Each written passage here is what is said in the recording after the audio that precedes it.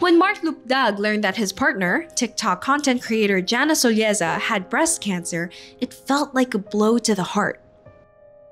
Nagsakluban ka ng langit at lupa dahil di mo naman alam na magkakaroon ng gano'n.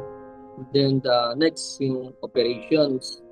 Kasi maraming bawal, maraming magbabago after the operations. In 2024, the Department of Health recorded 33,079 cases of breast cancer, 17.5% of which were new cases. The agency noted that this was the most common type of cancer in the country last year. Women with breast cancer undergo a painful series of treatments, lifestyle adjustments, and body changes, which may take a toll on their emotional and mental well-being. Behind these brave women are their loved ones providing that much-needed strength, comfort, and hope, especially when times get tough. Most difficult moments is nung umpisa pa lang.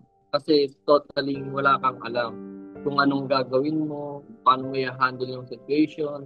Parang in-accept na lang namin. Tapos tinignan na lang. Although wala talaga akong idea kung paano gagawin, nakabase na lang ako sa kung ano sasabihin ng doktor, ano mga dapat gawin. Yun, parang nagpa-follow through na lang ako. Edmond Caguiat, husband of cancer survivor Dr. Christine Caguiat, witnessed his wife go through these physical and mental changes. Hindi siya dati ganito, bigla na lang siyang nagiging ganyan, yung parang masungit masungit talaga sila. So extra patience talaga. Napaka-sensitive niya, mabilis siya magtampo, yun yung time na alam mo yun, konting liwanag, masusuka talaga siya. Tapos yun din yung time na natatanggal na yung buhok niya Tapos yung mga nails niya talagang nangingitay, parang alam mo na, yung hindi mo alam kung tatagal o hindi. Yun talaga, sorry yun talaga yung nasa isip ko. Yung time na matagal na nagpapaka-strong ako, talagang hindi ko kinaya that time. Nagpe-prepare ako ng breakfast niya. Pagpanik ko talagang hindi ko kaya, napaluhod na lang talaga ako. Talagang umiyak lang ako ng umiyak sa kanya. Sabi ko sa kanya, wag mo akong iwan, wag muna talaga. There's no time sa akin na maging weak sa harapan nila, no?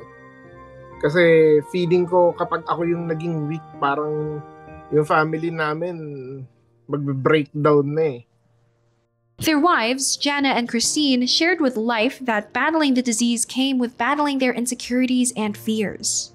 Sa ating mga babae, di ba, isa sa mga nakakaganda sa atin, para nakaka-boost ng confidence natin, yung magandang buhok, di ba, yung mga ganun. And then, syempre, importante sa ating mga babae yung breast, di ba?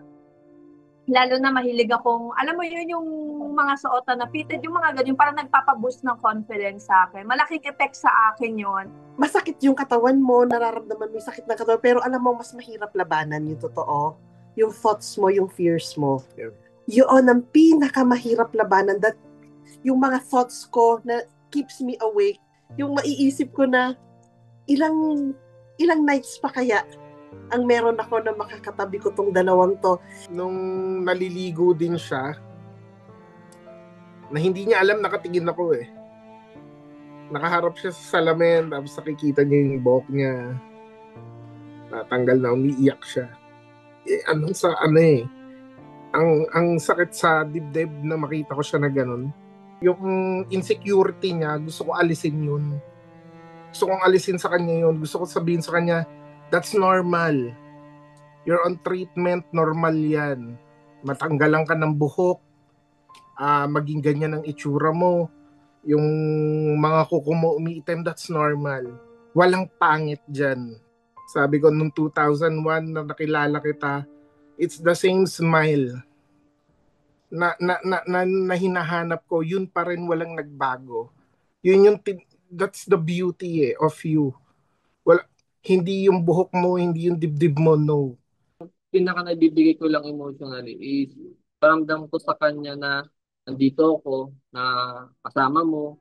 Kung may problema ka, sabihin mo sa akin. Kung anong hindi mo maintindihan, sasagutin na, i-consult mo sa akin, sinisecure ko na laging nasa tabi niya ako.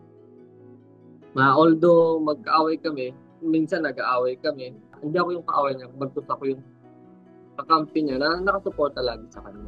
Para sa mga husbands dyan na katulad ko, isipin niyo na lang din lahat ng pinagdaanan niyo before as mag-asawa at ngayong may problema, isipin niyo na lang din na panibagong pagsubok lang yan.